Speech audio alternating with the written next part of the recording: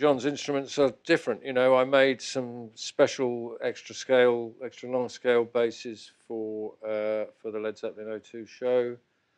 He's got 12-string stereo basses. He's got 8-string basses. Got an electric bass mandolin, which we used on the Crooked Vultures tour. He's a great guy to work for because everything's going to be a challenge. Making instruments for John is always very exciting because they're all different. The first one, or one of the first ones, was his signature bass, of which this is an example now. He wanted something which was familiar to him, and being familiar, it needed to feel like a 60s jazz bass, which in Led Zeppelin days was his favourite bass, I guess. But he wanted something more modern and something more versatile.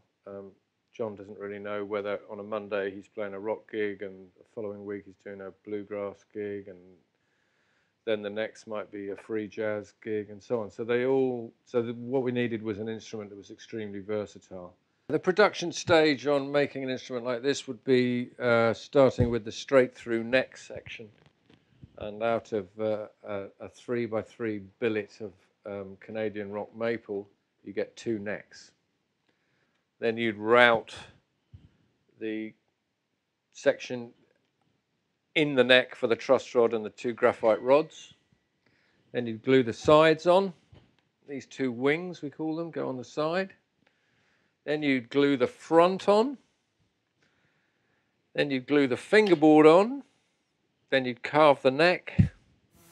Then you'd sand it, having routed all the compartments for the pickups and the controls and the battery.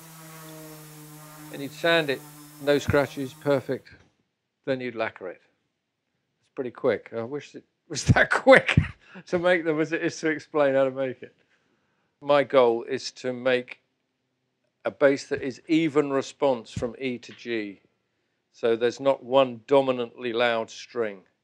And that is probably governed by choice of timbre.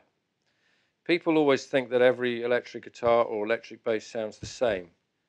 And that's blatantly not true. So what you make the instrument out of governs the way the string vibrates in its pure vibration pattern.